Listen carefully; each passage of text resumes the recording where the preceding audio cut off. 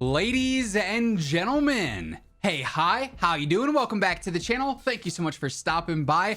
Overall, with the Warzone 2 meta here, we've got a lot of very competitive weapons that span across multiple weapon categories. So I figured, why not go through and look at each individual weapon category that you can actually customize a loadout in and break down the best setup for the best weapon in that category. So that's exactly what we're doing here today, starting first with the pistols, where quite frankly I think it's pretty hard to choose. I'm thinking the X12, just based off the stats here. It's spammable, it's easy to use, insane mobility, and its TTK is very consistent through the first 20-25 meters or so, where you're realistically going to be using a pistol. Now things like the Akimbo X13, very good. The Snake Shot Basilisk, still very good as well. You've got some options here for sure, but like I just said, the consistency, the reliability of the X12 is what makes it stand out for me. And we're kind of just building this to be nice and aggressive, since you're only using this in 0 to 20 meters, right? So we've got the Lima rear grip, or the Lima rear grip, better fast draw, which is nice to see, sprint to fire and ADS, and we're just tuning for the better mobility there.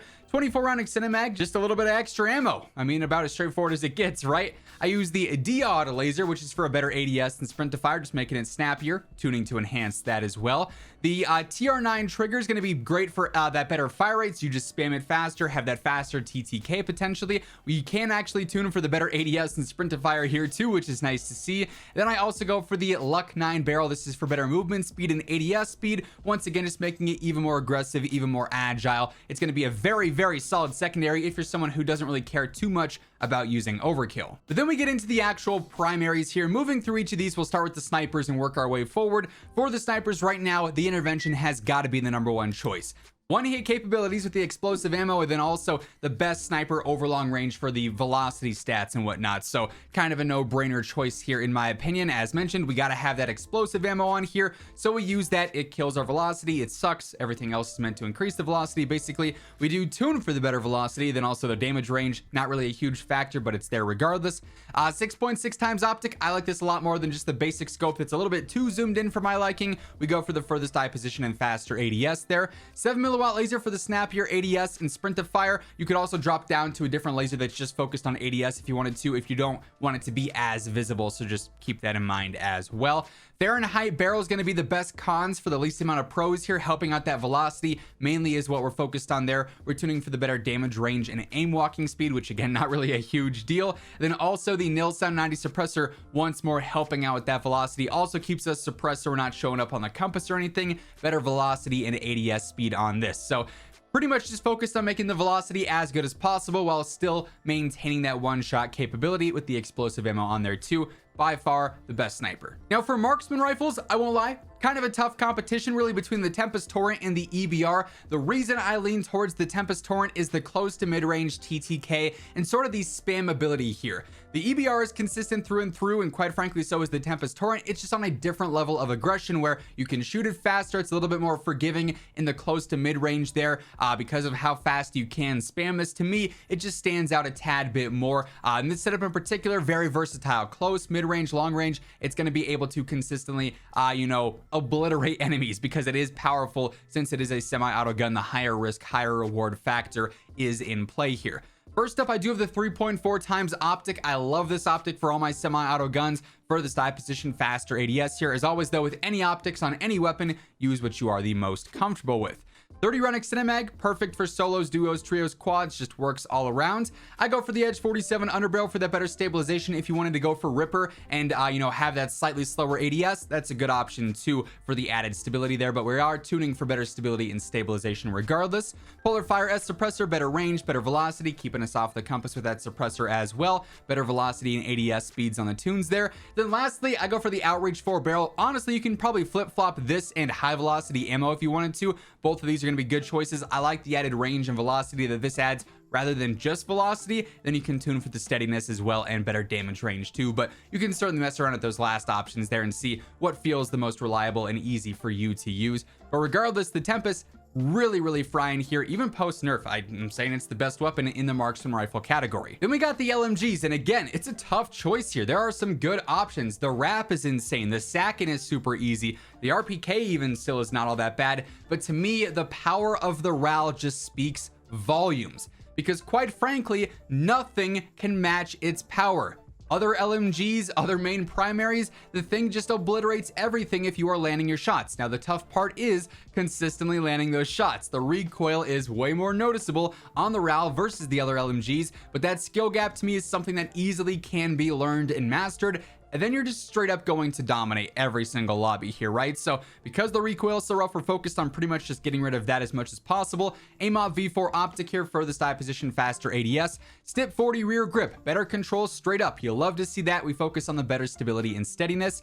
Dune underbarrel, better overall steadiness. So that's horizontal and vertical control being targeted there. Better stability and stabilization on those tunes. Shred CP90, better vertical and horizontal recoil control, once more making the gun easier to use. Better gun kick and stabilization on those tunes. And then lastly, the Rhino barrel, better control, and we get some added velocity out of that to sort of make up for the lack of high velocity ammo on here, which is always nice to see. Better range, better steadiness on the tunes for that. So this will be the easiest RAL setup to use. It's still got recoil, you're still gonna have to learn it, but it will ultimately fry. Now, as we get into the last couple of categories here, quick reminder, if you guys are new to the channel, every single day I'm your one-stop shop for the latest news, updates, loadouts, tips. Quite literally everything going on in COD is right here, so feel free to hit that subscribe button if you want to stay up to date. And if you guys enjoyed this video, if you find it helpful, let me know by dropping a like on it as well, as it would be really appreciated, and it does really help the channel grow. Now, for shotguns, I won't lie, all of them are kind of mediocre now. The KV broadside, I think, is still the best option, just because you can spam it. It's so much more forgiving than all the other shotguns combined, basically, and you can have a huge drum magazine on it too.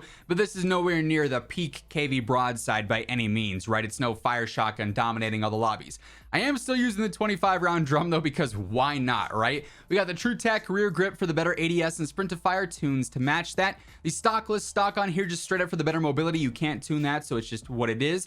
I've actually dropped the fire breath for the canted laser just because fire rounds kind of got nerfed there, right? And the laser, this is going to make it nice and aggressive. You can ADS or that partial ADS with it, or you can straight up just hip fire with it. And it's going to help out that ADS and sprint to fire. We can tune to match that as well. Then I go for the range 12 barrel. This will extend that damage range some, which is always nice to see on a shotgun. Extend that potential, 2 to 3 hit kill range out just a little bit, which is convenient for those specific fights, right? And we tune to enhance that damage range and the strafe speed a little bit as well. Nothing crazy for a category that's for the most part underwhelming, but it would be the quote-unquote best in this case. Now, for SMGs, this wasn't a particularly hard choice for me, even though the SMG category is probably the most competitive, just because when you factor everything in, the close range, the mid range, the mobility, the P90 is the king. Because it already has that 50 round mag by default, you can just focus straight up on a little bit of control and a whole lot of mobility, and its base damage is already enough to overtake pretty much every other SMG outside of 9 meters, and within those first 9 meters, it's still right there with the other top options too, right? So you cannot go wrong with this thing. Same setup that we've been talking about for some time here now, because if it ain't broke, don't fix it. We got the Q900 rear grip, better ADS and sprint to fire tunes to match that. Behind the face cam, we've got the Tacom comb, sprint to fire, ADS speeds all getting bumped up there, tunes to match that alongside the aim walking speed as well. I don't like the irons, I don't like the rails, as I've said many times, so I do waste an attachment on the blue dot here. We're tuning for that furthest eye position and faster ADS. If you like the irons, feel free to drop that for a mobility stock or overpressured ammo. There's a lot of options there. Alternatively, 7 milliwatt laser as well. If you want to drop down to that less visible laser just for the ADS, you can do that as well. No wrong answer here. Better ADS and sprint to fire on those tunes. Then lastly, just to maintain some consistency and control in the mid-range, we got the KT85. It's going to get rid of that horizontal bounce, make the gun super easy to use. Better gun kick and stabilization here, although you can kind of tune in any direction here. No wrong answers once more. Overall, the P90 is quite literally the definition of flying and frying. Now, for battle rifles, we've got some strong options, but the go-to for me is going to be the brand new Cronin Squall. This setup is built to mainly be that fully auto version. We do have a separate semi-auto one that we've talked about before, but either way you want to build the Cronin Squall, it's gonna be a beast. The thing just brings the power, and then after you get used to the recoil pattern here, for instance, on the fully auto version, you're good to go. The thing is gonna feel nice and spicy. So I go for the Cronin Mini Pro Blue Dot. If you wanted to use a 3.4 and AMOP V4, use whatever you're the most comfortable with. I like the feel of this on this gun in particular. Furthest eye position, faster ADS, 50 round drum, all the ammo in the world, baby. We got the high velocity ammo in there to make that consistency in the mid to long range better and more noticeable. Better velocity and damage range on those tunes.